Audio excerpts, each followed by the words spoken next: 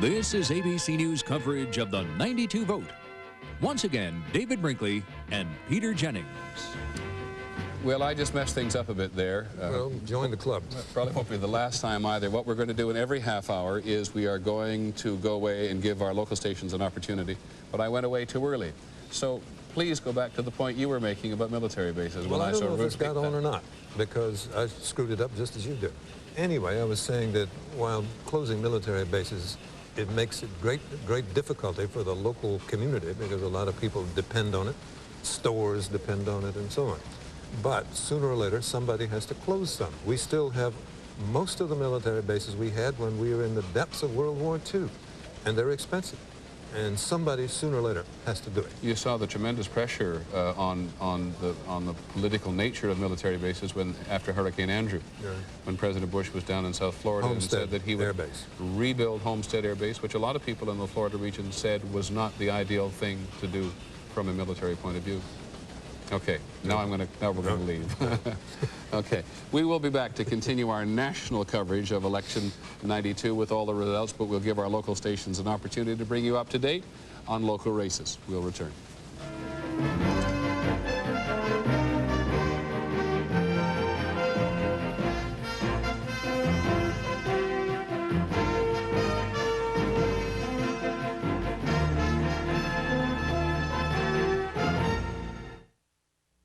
Of Election Night 92. Once again, from the ABC News Election Night Command Center in New York, Peter Jennings. Welcome back, everybody. It's 8 o'clock Eastern Time, and we've a lot of results to give you now because the polls have just closed in 17 states and in the District of Columbia, so settle back and we'll try to bring you up to date where we have come so far. First of all, I'll take a look at the map so far. The states in blue are Governor Clinton's. The one in red is President Bush's. This is what we've projected so far this evening. President Bush in the state of Indiana, Governor Clinton in Georgia, in West Virginia, in Vermont, and New Hampshire. There's the electoral vote total up until now: 12 for the president, 25 for Governor Clinton, none for Ross Perot. Mr. Perot has not won any states. But now we're going to go through, as I said, these 17 states, which are going to give us a much clearer picture of the evening so far, and where all the polls have now closed. No calling before the polls have closed in the various states. Let us start with the state of Pennsylvania. 23 electoral votes. Clinton is the man we project is going to get the state of Pennsylvania. It last voted for a Democrat. In 1976, we award the state of Pennsylvania to Governor Clinton. In Illinois, 22 electoral votes we award to Governor Clinton. He's had a strong lead in the polls there through most of the campaign. 22 electoral votes. The last time it voted for a Democrat was 1964 and Lyndon Johnson. Now here's the bad news, the beginning of really bad news in this rundown for the Republicans here in the state of Michigan, which was one of the key battleground states in the Midwest the Republicans needed to have. We now project that Governor Clinton is the winner of the 18 electoral votes in the state of Michigan. Now, the last time Michigan went for Democrat was 68 and Hubert Humphrey. Mr. Bush and Mr. Clinton visited the state many times. Mr. Bush went there 10 times just since mid-July, and we award it to Governor Clinton. And here's the other bad news for the Republicans tonight in New Jersey, which is another of the big battleground state. We now project that Governor Clinton is the winner of the 15 electoral votes in New Jersey. It has only gone Democrat twice since the end of World War II. Take a look at the overall total of electoral votes up until now. Clinton 103, President Bush 12. The number needed, of course, to guarantee the presidency is 270. Let's move on to Massachusetts. 12 electoral votes there. No great surprise. We give that to Governor Clinton. It's gone Democrat in 6 of the last 8 elections, that is Massachusetts. But here's another big one for Governor Clinton, based on our projection in the state of Missouri, big battleground state. Both men vigorously campaigning there since the end of their conventions. We award that to Clinton with the 11 electoral votes that it has in the state of Missouri. In Maryland, not a particular surprise, we award that to Governor Clinton, gone Democratic in 5 of the last 8 elections. Some that are too close to call: Texas. Texas, with its 32 electoral votes, too close to call. The one that deep in his heart Ross Perot wanted desperately to win. No Democrat, by the way, has ever gone to the White House without winning in Texas. But this year, of course, it was a real key to the Republican strategy. President Bush, you heard, say to Brit Hume and others as he went out earlier this evening, He was not wholly encouraged by the news. We now say that Texas is too close to call. Also too close to call is Tennessee, which is Senator Al Gore's home state. Governor Clinton is leading in our count there at the moment. This is normally a Republican state at the presidential level, but too close to call at the moment. We'll see what Senator Gore is able to do for the Democratic ticket before the end of the evening. Let's take a look at the overall total of electoral votes as of now. Governor Clinton 136, President Bush 12. Alabama, same thing. Alabama is too close to call. Last went for the Democrats in 1976. You heard Governor Campbell of South Carolina say they expected the Republicans to hold that before the evening. Now, let's come back to the east a bit. Again, now we award Connecticut for Governor Clinton. Last voted for a Democrat in 1968. Governor Clinton, we project, wins in the state of Connecticut this evening. Very, very difficult times economically in Connecticut, and like everywhere else tonight, people saying that the economy was what drove them. Go west now to Oklahoma. We estimate that Oklahoma, with its 8 electoral votes, is too close to call, but voted Republican in the last of the 9 of the last 10 elections. So again, there, this early, it's not particularly good news for the Republicans in Oklahoma. Same is true back down to the south, to Mississippi. 7 electoral votes there we estimate too close to call. In Kansas, we estimate that it is too close to call. Remember, they voted Republican in 7 of the last 8 elections there. In Maine, we award Maine to Governor Clinton.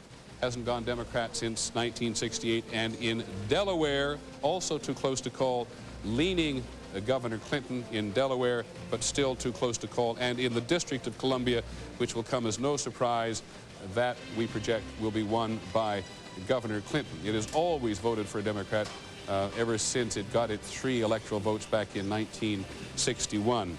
And finally, on this run of business, North Dakota, with its 3 electoral votes, is too close to call. So let's take a quick look at the electoral count overall as of now. It's actually probably more accurate on the screen than it is up there on the map, because it's a little slower. That's close? Thank you. 150 electoral votes for Governor Clinton so far, and 12 for President Bush. As I walked over here a moment ago past Jeff Greenfield, you said the real stake in the heart for that one there is New Jersey. New Jersey, as you say, hasn't gone Democratic since 1964. It has been the Republican anchor in the Northeast. And when you ask, why did Bill Clinton mention middle class 9 times in his announcement speech a year ago? He was thinking of places like New Jersey, those suburban voters that are very suspicious about taxes and big government. For him to win New Jersey means that middle-class message has gotten through in at least 1 key state. I was just looking at the number of times. President Bush visited New Jersey 9 times. Clinton has been there 7 times. Right. Both were there last weekend. The unemployment rate's 9%. Real tough battle that was. Real tough. And if I make one quick point about Michigan, Michigan had Reagan Democrats before there was Reagan. They deserted the Democrats on busing 20 years ago. The Macomb County white working class folks. The suburbs folks, of Detroit. Macomb, Wayne, Oakland, they apparently have come back. Michigan, New Jersey, I mean, this is not good news for the Republicans, and that is understating the case, which I don't do that often. That's true enough. Thanks very much, Jeff. Now we want to call some of the races in the Senate, so let's go to David. David? Peter, we're here, and we have a number to call because several states have closed now at 8 o'clock Eastern Time, beginning with Pennsylvania, which, however, is too close to call. That's the race between Lynn Yackel, a woman antagonized by the Anita Hill hearings and encouraged to run for the Senate, against Arlen Specter, the incumbent senator. So far, we cannot call it because it's too close. In Illinois, candidate for the Senate, Carol Moseley Braun, who we project to be the winner and also to be the first black woman ever elected to the United States Senate. In Missouri, we also find that state to be too close to call. Take it, it's all right. Thank you. Jerry Rothman Perot running against Kit Bond, the former governor. Too close to call. In Maryland, it is not too close to call, and in fact, it's very easy to call it. Barbara Mikulski, the incumbent Democrat, in a state that routinely goes Democratic now. It's the suburbs of Washington to a great extent, and so they're filled with government employees who vote Democratic. We project, therefore, Barbara Mikulski re-elected to the Senate in Maryland. In Alabama, Richard Shelby, the incumbent senator who very happily calls himself the most conservative member of the Senate, defeated Richard Sellers and has won another term by charging that Richard Sellers, among much else, owns 2 Mercedes automobiles. In Connecticut, Christopher Dodd, the incumbent senator and the son of a senator seeking a third term in the Senate, we project that he is the winner. Richard Dodd in the Senate in Connecticut. In Oklahoma, the incumbent Senator Don Nichols seeking a third term and has found it. He's been reelected to the Senate, Oklahoma, Don Nichols. In Kansas, this is not too close to call. Bob Dole, the majority leader for a long time in the Senate, not at the moment, he's running against Gloria Odell, who says that she is running what she calls Gloria against, what is it? Gloria against something, Goliath, which in effect it is. Bob Dole is probably the most powerful single senator in the Senate. We project him to have won in Kansas. And in North Dakota, Brian Dorgan, a six-term representative, running for a seat in spite of the fact he had 98 rubber checks in the House bank. We project that he is the winner.